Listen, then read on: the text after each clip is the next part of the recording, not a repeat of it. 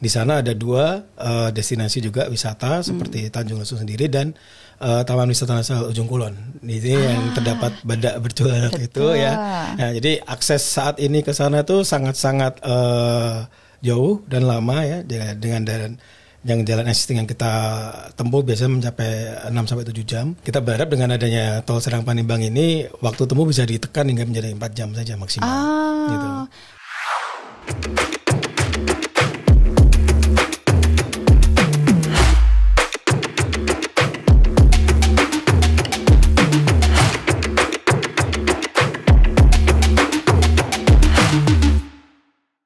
Halo Sobat Bina Marga, selamat datang di Bincang Jalan dan Jembatan, persembahan Ditjen Bina Marga Kementerian PUPR. Bersama saya Rahma Hayuningdiah. Yang akan kita bahas kali ini super penting. Bahkan kenapa penting? Karena yang akan kita bahas ini masuk ke dalam proyek strategis nasional hingga 2024. Jadi kalau kata Pak Menteri, Pak Bas, itu wanti-wanti, pokoknya sebelum masa jabatan Pak Bas selesai, ini harus rampung. Nah, apakah itu? Ini adalah pembangunan tol Serang Panimbang atau tol Serpan. Makanya sudah diundang bersama kita nih, sudah hadir Kepala Balai Pelaksanaan Jalan Nasional Banten, Bapak Wahyu Supriyo Winurseto. Ini bilangnya Bapak atau Mas nih? Mas ya. Pasti semua orang manggilnya Mas ya. Karena ya namanya juga kita kan sering mendengar dari netizen yang berujar gitu ya, kalau Mas Wahyu ini adalah salah satu kepala balai yang termuda ya di antara kepala balai. Terima kasih. Iya kan Pak? Iya. Kok Pak sih Mas?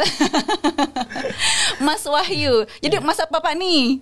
Iya Mas aja. Mas aja ya. Soalnya kalau apa namanya, kalau Pak kesannya nanti senior banget gitu ya, udah senior gitu ya. Tapi kalau misalnya soal soal membidangi pelaksanaan Jalan Nasional Banten ini, wah ini sih jangan ditanya. Ini bukan hal yang mudah untuk membidani tol Serang Panimbang. Seperti yang tadi sudah disinggung sebelumnya, ini termasuk dalam proyek strategis nasional ya, Mas Wahyu ya. Nah, tapi kalau misalnya boleh diceritain sekelumit saja nih, Mas Wahyu, peran BPJN Banten sendiri untuk pembangunan tol Serpan ini seperti apa? Ya, baik, terima kasih. Seperti yang tadi disampaikan ya, jadi bahwa sesuai dengan peraturan Presiden nomor 109 tahun 2020 itu tentang percepatan pelaksanaan PSN atau Proyek Strategis Nasional, salah satunya adalah tol Serang Panimbang. Jadi bisa dibilang tol Serang Panimbang ini merupakan salah satu dari PSN yang sudah dicanangkan oleh Bapak Presiden. Dan ini merupakan jalan tol yang menghubungkan mulai dari Serang hingga ke Panimbang atau di exitnya di Tanjung Lesung sepanjang kurang lebih 83,67 km. Okay. Dan saat ini terbagi menjadi 3 seksi ya. Seksi 1 dan seksi 2 itu dilaksanakan oleh BUJT yaitu PT WK Serang Panimbang, sedangkan kita melaksanakan di seksi 3 atau di sisi dari Cileles menuju Panimbang sepanjang 33 km. Jadi ini salah satu bentuk dukungan juga dari pemerintah ya dalam Viability Gap Fund untuk penyelesaian pembangunan jalan tol Serang Panimbang ini.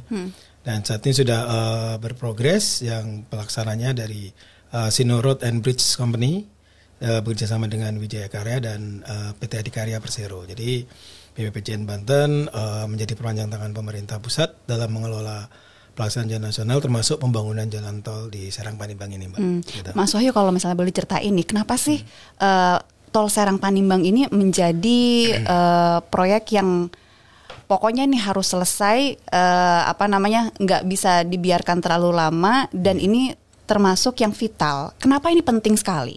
Ya betul.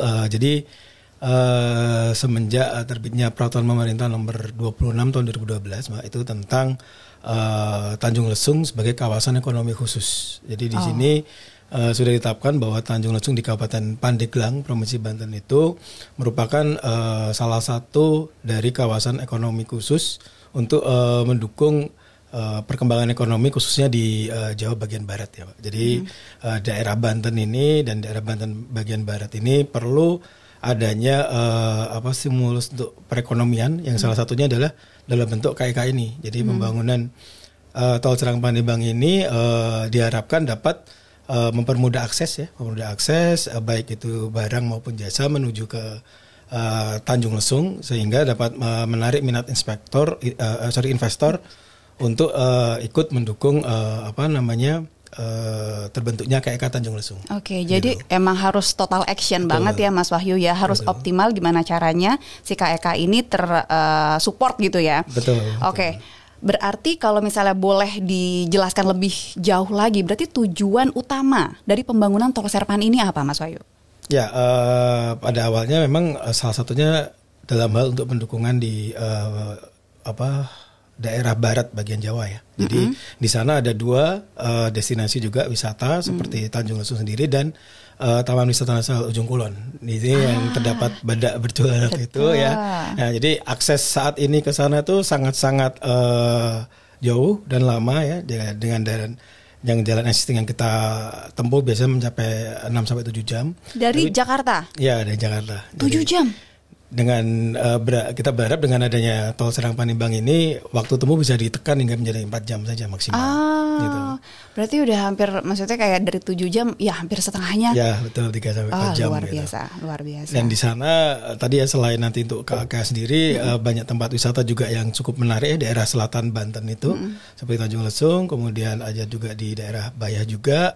Kemudian tadi utamanya adalah Taman Nasional di Ujung Kulon itu untuk lebih mengenalkan hewan yang kita salah satu bentuk dilindungi di Indonesia betul. Jelas satu itu. Saya tuh curiga deh Mas Wahyu, gara-gara jalan ini bisa jadi makin banyak ketemu lagi nih lokasi-lokasi wisata baru yang mungkin selama ini kita nggak tahu. Ya betul. Ya nggak sih Mas Wahyu? Sempet nemu nggak Mas Wahyu? Ya sebenarnya sih kalau yang bisa dilihat kan itu ada anak Gunung Krakatau ya, yang sebenarnya juga itu salah satu daya yang menarik wisatawan. Juga ada pulau-pulau kecil di barat Banten yang sebenarnya cukup bagus dan cukup perlu dieksplor lebih lanjut gitu. Dan ini yang nantinya perlu dikembangkan oleh pemerintah daerah juga ya, karena ini kita hanya membangun jalan tolnya, tetapi dukungan pemerintah daerahnya kurang juga nggak bisa berhasil gitu, karena pemerintah daerah juga harus mempunyai seperti stimulan bagi perekonomian dan pariwisata. Contohnya kayak agenda-agenda pariwisata gitu ya, atau mengadakan sailing kah, atau mengadakan agenda di pantai-pantai, yang ini tujuannya juga salah satunya untuk mengembangkan potensi wisata tadi gitu. Berarti semuanya sinerginya harus bagus ya Mas Wahyu, tapi yang pokok utamanya jalan aksesnya ke sana dulu nih yang mesti oke ya kan. Begitu udah oke, semuanya bisa jalan, luar biasa. Oke, sekarang ini kan masih berlangsung ya Mas Wahyu ya, pembangunan Tol Serpan ini. Nah, progres atau perkembangannya sekarang ini sudah sampai mana? Ya, tadi yang saya sampaikan bahwa di Serpan ini terbagi menjadi 3 seksi ya, Seksi pertama itu sepanjang 26,5 kilo ini sudah beroperasi dari exit atau Serang ke Rangkas Bitung. Ini sudah beroperasi sejak 2021 lalu. Ini merupakan seksi dari BUJT. Kemudian yang seksi kedua sepanjang 24,17 km ini saat ini progresnya masih di 52%. Nah, ini juga merupakan seksi dari BUJT atau Badan Usaha Jalan Tol. Kemudian kita yang di seksi 3 ini ada 2 fase 1 dan fase 2 sepanjang 33 km. Yang saat ini progres konstruksinya juga 51% untuk di yang fase 1 dan kita berharap di tadi Agustus 2024 sudah bisa beroperasi semuanya, Mbak. Gitu. Optimis ya 2024 ya. Kalau nanti Pak Bas pusing nanti. Iya, karena udah wanti-wanti harus selesai. Betul. Nah, untuk membangun Tol Serpan ini kan tadi Mas Wahyu bilang banyak banget pihak yang harus terlibat ya. Nah, ini skema kerjasamanya seperti apa, Mas? Ya, untuk Tol Serang Panimbang ini memang salah satu proyek KPBU ya, artinya kerjasama pemerintah dengan badan usaha yang ada di Provinsi Banten itu ya. Ini di bawah BPJT atau Badan Pengatur Jalan Tol sebagai PJPK atau penanggung jawab untuk pekerjaan konstruksinya. Jadi skema yang saat ini dilakukan itu merupakan KPBU atau kita juga kenal Public Private Partnership ya, PPP. Dan untuk di Serpan sendiri ini menggunakan skema solicited. Artinya ini merupakan salah satu inisiasi dari pemerintah yang kemudian ditawarkan kepada Public Private Partnership tadi itu. Oke. Gitu. Dan kalau untuk selama proses pembangunannya ini kan sebenarnya dimulainya sejak tahun berapa tadi Mas Wahyu? Baru di akhir tahun kemarin ini barusan Mbak. Itu yang kemarin agak terkendala gitu. Oh, oke.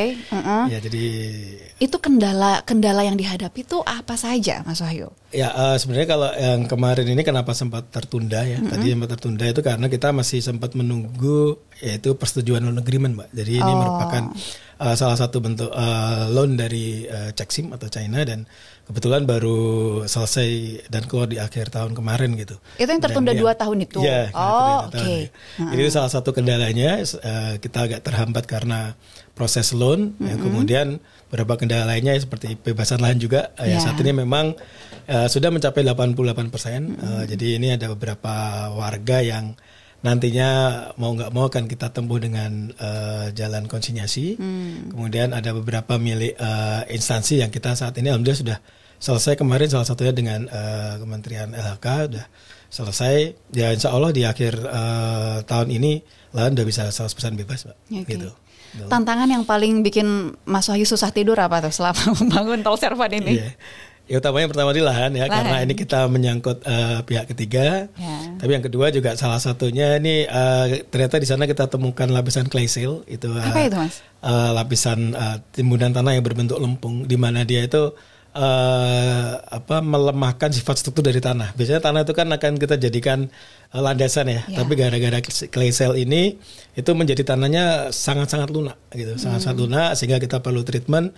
Perlu penyesuaian desain yang ya insya Allah ini sudah proses tingkat akhir ya yang nantinya akan segera kita terapkan dan insya Allah aman lah untuk kita lakukan di lapangan gitu.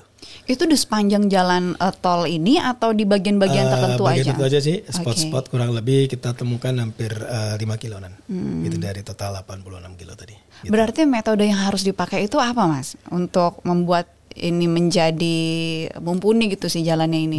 Ya jadi kalau clay shale ini alam, jadi kita harus bersahabat dengan alam, bukan hanya sekedar memberikan struktur, tapi gimana kita kalau untuk clay shale ini tidak boleh terlalu mengganggu, tidak boleh mendisturb kondisi tanah ini, sehingga kita membuat struktur di sekitarnya dia yang perlu kita perkuat ya, dan juga nantinya tidak terlalu mengganggu kondisi existingnya. Jadi kita berharap lapisan tanah kita yang udah kita temukan itu tidak lagi mengandung clay shale maupun terganggu oleh clay shale ini. Gitu, intinya itu, Mbak.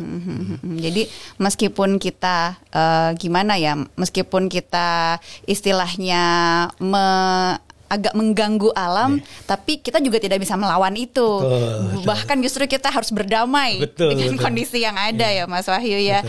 Oke. Nah, tadi menarik nih, kita waktu di awal sempat membahas ini kemudian bisa mendukung akses untuk menuju kawasan pariwisata seperti Tanjung Lesung. Ini kan udah terkenal sebenarnya Mas Wahyu ya, Tanjung Lesung, Taman Nasional Ujung Kulon. Cuman memang betul itu kendalanya kalau dari Jakarta emang agak jauh. Nah, sekarang kan jadi semakin dekat. Nah, maksudnya semakin pendek gitu waktu tempuhnya. Ada nggak kayak misalnya mungkin pengalaman tersendiri baik yang dialami sendiri sama Mas Wahyu pasti bolak-balik terus nih kan ya, atau mungkin misalnya ada cerita misalnya dari warga sekitar di kawasan daerah wisata tersebut yang benar-benar ngerasa terbantu, ini jadi makin banyak nih pengunjung yang datang ke sini. Pernah dapat cerita kayak gitu nggak, Mas Wahyu? Ya, pernah dan sering ya, karena kebetulan kalau kita kunjungi ke lokasi, kita istirahat di warung-warung sekitar warga gitu ya. Ya mereka sangat mengapresiasi, mereka sangat menyambut baik ya, karena bisa dilihat sekarang tuh di area-area ujung tol ini sudah banyak resort baru, banyak warung-warung warga yang baru, restoran baru, dan itu salah satu yang ternyata belum jadi aja sudah cukup menarik gitu. Karena emang selain dari daerah wisata yang cukup bagus ya, tapi masyarakat juga sangat-sangat terbantu gitu, karena nantinya hal ini akan menjadi area yang sangat strategis, baik untuk mereka kemudian mencoba berbisnis ya, untuk berusaha itu juga baik buat mereka juga. Dan salah satunya juga Mbak, jadi di Panimbang nanti juga dekat dengan kawasan industri yang ada di Cilegon. Jadi salah satunya yang nanti menarik, jadi setelah exit dari Panimbang atau di Tanjung Lesung, apabila wisatawan pengen lanjut ke Pantai Anyar, kemudian lanjut ke Pelabuhan Merak, itu dekat sebenarnya, jadi tidak terlalu jauh gitu. Jadi bisa terintegrasi lah gitu. Bisa lanjut terus healingnya ya. Oke. Ini luar biasa sih jadinya kalau misalnya karena intinya kan ketika konektivitas ini semakin semakin baik gitu ya, Mas Wahyu. Ya itu tadi dampak yang luar biasa adalah ketika masyarakat kemudian bisa menjadi lebih berdaya gitu kan. Nah, berbicara soal integrasi, nah integrasi ini kan memang penting, apalagi kalau misalnya nih kita harapannya misalnya nih kayak jalan tol ini kemudian juga bisa terintegrasi dengan jaringan transportasi lain misalnya yang juga jamak digunakan oleh warga sekitar. Ini ada rencana untuk ke sana nggak sih, Mas Wahyu? Ya kemarin kita memang sempat beberapa diskusi dengan pemerintah Kabupaten Cilegon ya, Pemkot Cilegon. Jadi karena secara barang dan jasa memang tol Serang Palembang ini bisa mendukung ke pelabuhan di Merak di Cilegon, dan itu nantinya memang akan diintegrasikan dengan rel atau kereta barang untuk mengangkut semua hasil-hasil sumber daya alam dari Sumatera ke Jawa ataupun sebaliknya gitu. Jadi sebenarnya beberapa yang sudah kita bahas kemarin adalah salah satunya untuk integrasi jaringan jalan ini ya, karena kita di sisi jalannya kemudian nanti harus berkoordinasi dengan ASDP atau untuk Pelabuhan Merak dan kemudian dengan PT KAI yang ini sudah beberapa kali dirintis dan nantinya ya semoga bisa segera terrealisasi gitu. Iya, karena juga ini akan jadi semakin memudahkan masyarakat gitu. Betul. Ya Mas Wahyu ya. Baik, ini saya membayangkan nih Mas Wahyu 83,67 kilometer gitu ya. Ini pasti bukan hal yang mudah tentu saja, apalagi banyak sekali harapan menggantung gitu, mulai dari warga yang memang bergantung pada sektor pariwisata atau mereka yang memang membutuhkan akses jalan yang lebih mudah gitu. Untuk Mas Wahyu sendiri, ini boleh sambil curcol loh Mas Wahyu. Tantangan yang dihadapi yang paling sulit apa Mas Wahyu? Ya, kalau tantangan saya rasa terkait pembebasan lahan ya, yang paling sulit dan cukup menguras energi dan emosi. Jiwa. Jadi di sini ini banyak sekali warga yang terdampak ya. Jadi kayak kita harus memindahkan sekolah, kita harus memindahkan masjid, gitu kan, musola, beberapa ribu makam gitu kan. Jadi ini yang benar-benar diperlukan effort, artinya gimana kita dapat meyakinkan warga bahwa ya pembangunan ini untuk bersama gitu. Jadi kayak tempat SD nanti juga kita relokasi, kita komunikasikan lokasinya yang baik, musolanya yang mana setuju oleh warga dan termasuk juga tadi kayak makam gitu ya. Tapi alhamdulillah sejauh ini dukungan Pemda juga cukup sangat membantu ya, baik tadi mensolusikan lokasi-lokasi SD, SMP atau musola itu di mana yang dirasa tidak kemudian memberatkan warga dari si jarak juga, jangan kita pindah tapi terus yang jauh gitu kan, kasihan juga adik-adik yang sekolah gitu. Jadi ini gimana yang kemarin juga menjadi salah satu tantangan ya bagi kita ya, untuk gimana bahwa kita ini mensolusikan ini secara bersama-sama gitu, kita bermufakat bahwa apa yang kita lakukan untuk baik pemindahannya, baik proses untuk membangun kembalinya itu bisa diterima oleh masyarakat sekitar gitu. Itu juga salah tantangan, dan ya alhamdulillah mereka juga senang ya artinya musolanya yang dulu seperti biasa sudah kita bangun juga, sekolah SD-nya juga sudah kita bangun juga, kemudian bebasan lahannya juga ya ganti untung ya, masyarakat juga senang gitu, dan nantinya pasti yang daerah-daerah dekat exit tol ini harga tanah pasti akan melonjak naik gitu, dan itu menjadi salah satu hal yang masyarakat merasa puas dan terbantu juga gitu Mbak Rama. Jadi ya itu yang kemudian mereka secara baik langsung maupun tidak langsung dapat merasakan bahwa tol ini sangat bermanfaat bagi mereka gitu. Baik tadi ya bahwa jarak tempuh, harga-harga pasti juga lebih murah gitu, wisatawan semakin banyak, dan mereka bisa tadi membangun kantong-kantong wisata dan kantong-kantong bisnis baru gitu, seperti rest area untuk bersama gitu yang dikelola oleh masyarakat sekitar, itu sudah ada sekarang di sana, dan itu kita juga cukup bahagia lah dengan adanya bahwa kita tidak hanya bangun fisik tapi juga membangun manusianya gitu, baik secara kemandirian ekonomi maupun secara pengetahuan mereka sendiri gitu, bahwa ini memang suatu hal yang dibutuhkan untuk bersama. Mungkin itu, Mbak. Saya suka sekali loh, itu keren loh, tidak hanya membangun fisik yang berupa jalanan atau jembatan, tapi membangun manusianya. Itu luar biasa.